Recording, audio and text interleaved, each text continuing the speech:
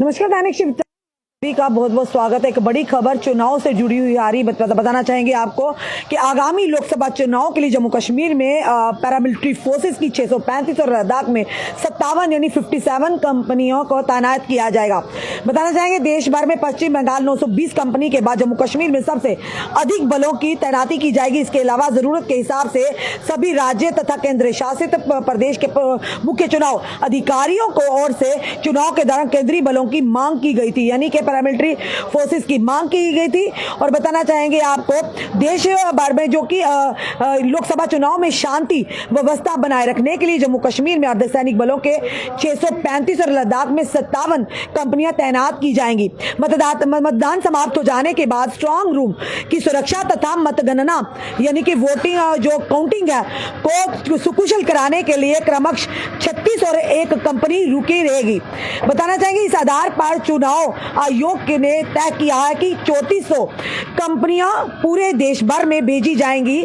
चरनावर राज्य के भीतर ही इन कंपनियों को एक दूसरे स्थान से ले जाया जा सकता है। चुनाव खत्म होने के बाद जम्मू कश्मीर और लद्दाख में बने स्ट्रांग रूम की सुरक्षा तथा मतगणना संपन्न कराने के लिए बलों की कंपनियों को रोक कर रखा जाएगा। यानी मतगणना से लेकर यानी कि वोटिंग से लेकर मतगणना तक इन कंपनियों को रोका जाएगा। जम्मू कश्मीर में 5 व लद्दाख की एक सीट पर होंगे चुनाव।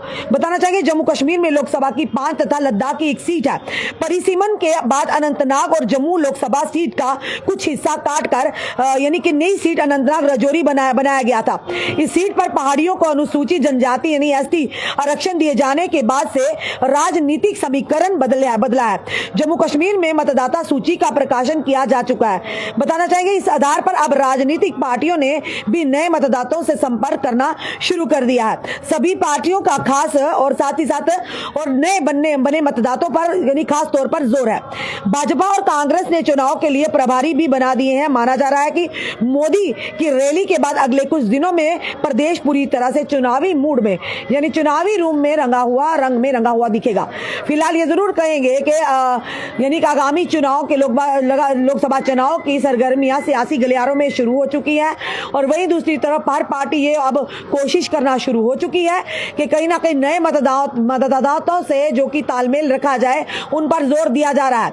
और साथ ही साथ ये भी बताएंगे कि यानी कि ये सियासत की रणभूमि है, यहाँ पर कुछ भी हो सकता है। कल की बात करें तो कहीं ना कहीं भाजपा तो पूरी तरह से तैयारी में है।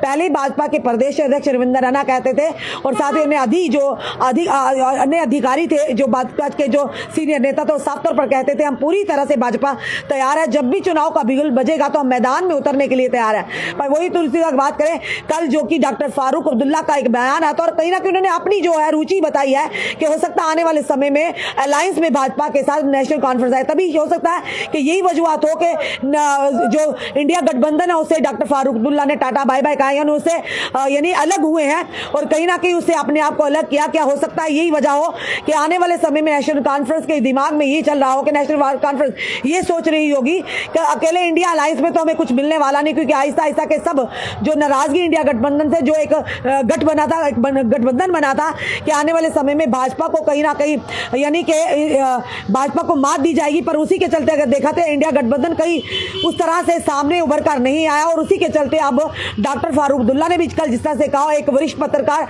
आज तक के जिनका यानी कि उन्होंने साफ तौर पर डॉक्टर फारूक अब्दुल्ला को जब फोन पे बात की तो उन्होंने साफ तौर पर कहा कि आपका गठबंधन से तो आप अलग हो गए, पर उन्होंने डॉक्टर फारूक अब्दुल्ला ने अपनी प्रतिक्रिया रखी। उन्होंने कहा कि मैंने बड़ी समझाने की कोशिश की, बड़ा साथ रखने की कोशिश की, पर ऐसा नहीं हुआ। और कहीं ना कहीं उन्होंने कहा कि आगामी चुनाव में जो नेशनल कॉन्फ्रेंस है अकेले खुद ही अपने दम पर इलेक्शन के मैदानों में 6 की 6 सीटों पर यानी कि उतरेगी। पर यह बड़ा सवाल सामने आ रहा था कि क्या लगता है कि जिस तरह से उनकी बात हुई मीडिया कर्मियों से तो उन्होंने कहा कि किस तरह से यानी कि मीडिया से बात हुई तो उन्होंने कहा हो सकता जब मीडिया ने सवाल पूछा वरिष्ठ पत्रकार ने कि हो सकता है कि आपका क्या था कि कल आप किसी के साथ सरकार बना सकते, उन्होंने साफ तौर पर कहा हाँ हो भी सकता है, यानी अगर बनाना पड़े तो हमारे दरवाजे खुले हैं। तो साफ तौर पर कहीं ना कहीं डॉक्टर फारूक अब्दुल्ला ने अपना जो यानी कि रुझान है वो भाजपा की ओर जरूर दिखाया और कहीं ना कहीं ये भी संकेत दिया कि आने वाले समय में अगर अलायंस होता है नेशनल कारफोर भाजपा का तो उन्हें कोई आपत्ति नहीं है, उनके दरवाजे साफ तौर पर खुले हैं। और यही बताना चाहेंगे आपको कि जिस तरह से अब सियासी गलियारों में यानी लगातार जो हलचल है शुरू हो चुकी है और इसी के चलते आपने देखा कि मतदाताओं की सूची भी परिसीमन भी पूरा हो चुका, तो उसी के आधार पर अब जो कि जो लोकसभा की सीटों पर है हर कोई पार्टी यही अब कोशिश कर रही है। पर ये जरूर कहेंगे कि कहीं ना कहीं विपक्ष लग रहा है कि विपक्षी दलों की अगर बात करें तो कहीं ढील नजर आ रही है या ये लगता है विपक्षी दलों के कि भाजपा कहीं जीत की ओर बढ़ रही है, तो उन्होंने पहले अपना मनोबल तोड़ दिया। पर देखना जब ये तो समय ही तय करेगा और जनता तय करेगी आखिर किस पार्टी को और किन नेताओं को आगे लाना है, किन पर विश्वास जताना है, तो फिलहाल आने वाला समय बताएगा। फिलहाल ये जरूर कहेंगे कि आने वाले लोकसभा के आगामी चुनाव के लिए जम्मू कश्मीर में 635 पैरामिलिट्री फोर्सेस की कंपनियां और 57 यानी 57 कंपनियां जो है जो लद्दाख के लिए तैनात की जाएंगी। आपका क्या कहना है इस वीडियो को देखकर? अपने कमेंट अपने सुझाव हमें दीजिएगा। इस वीडियो को जितना हो सके शेयर कीजिए। जुड़े रहिए हमारे साथ अगले अपडेट के लिए। जय हिंद जवाहर।